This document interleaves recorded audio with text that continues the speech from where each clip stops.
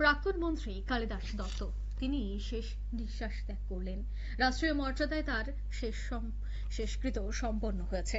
উত্তর ত্রিপুরা ধর্মনগর শহরের শ্মশান ঘাটে সম্পন্ন হয় রাষ্ট্রীয় মর্যাদায় শেষকৃত্য। মহকুমা জুড়ে গভীর শোকের ছায়া। তিনি জোট আমলেই মন্ত্রী ছিলেন। রাজ্যের প্রাক্তন মন্ত্রী, ভূমি রাজস্ব এবং ভূমি সংস্কার দপ্তরের প্রতিমন্ত্রীর দায়িত্বে ছিলেন। কালিদাস দত্ত গত 17ই মে তার নিজ বাসভবনে শেষ নিঃশ্বাস ত্যাগ করেন।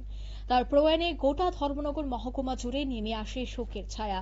পরিবার সূত্রে জানা যায়, তার ছেলে রাজ্যের বাইরে থাকার কারণে শেষকৃত্যের কাজ সম্পন্ন করতে কিছুটা বিলম্ব হয়। আজ তার ছেলে নিজ বাসভবনে পৌঁছানোর পর সম্পন্ন হয় শেষকৃত্যের সমস্ত আনুষ্ঠানিকতা। এদিন সকালে কালিদাস দত্তের নিজ বাসভবনে উপস্থিত হয়ে তাকে শেষ শ্রদ্ধা জানান ধর্মনগরের বিধায়ক জহর চক্রবর্তী, কংগ্রেসের একাধিক নেতা কর্মী এবং শুভান্নুদায়ীরা। পাশাপাশি প্রশাসনের পক্ষ থেকে শ্রদ্ধা জ্ঞাপন করা হয়। উপস্থিত ছিলেন এসডিপিও জয়ন্ত কর্মকার, অতিরিক্ত পুলিশ সুপার কমল দেববর্মা, মহকুমা শাসক দেবযানী চৌধুরী সহ বিশিষ্ট ব্যক্তিরা। পরবর্তীতে শোকযাত্রার মাধ্যমে তার মরদেহ নিয়ে যাওয়া হয় ধর্মনগর কংগ্রেস ভবনে। সেখানে রাজ্য কংগ্রেসের সভাপতি আশিস কুমার সাহা সহ দলের কার্যকর্তারা একে একে প্রয়াত নেতাকে শেষ শ্রদ্ধা নিবেদন করেন। এই বিষয়ে কি বলছেন প্রদেশ কংগ্রেসের সভাপতি আশিস কুমার সাহা, শোনাবো।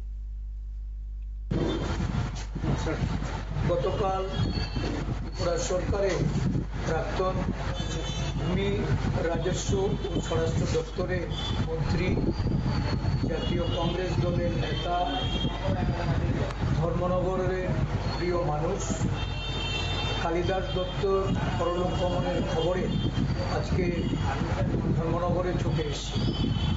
ওনার আত্মার সদ্গতি কামনা করে পরিবার পরিজনদের প্রতি সমবেদনা জ্ঞাপন করে আমি ওনার এই প্রয়াণে দুঃখ প্রকাশ করছি।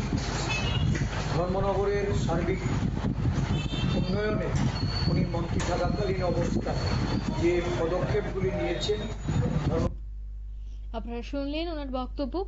এরপর পুনরায় শোকযাত্রা করে মরদেহ নিয়ে যাওয়া হয় শ্মশান ঘাটে। সেখানে উপস্থিত ছিলেন জয়ন ভট্টাচার্য, কেবল কান্তি নন্দী সহ অন্যান্যরা। গার্ড অফ অনারের মাধ্যমে সম্পন্ন হয় তার শেষকৃত্য। প্রবীণ এই রাজনৈতিক ব্যক্তিত্বের মৃত্যুতে রাজনৈতিক মহল সহ সাধারণ মানুষের মধ্যেও গভীর শোকের ছায়া পরিবেশ তৈরি হয়েছে। নিয়ে নিচ্ছি ছোট একটি বিজ্ঞাপন বিরতির সঙ্গে থাকুন।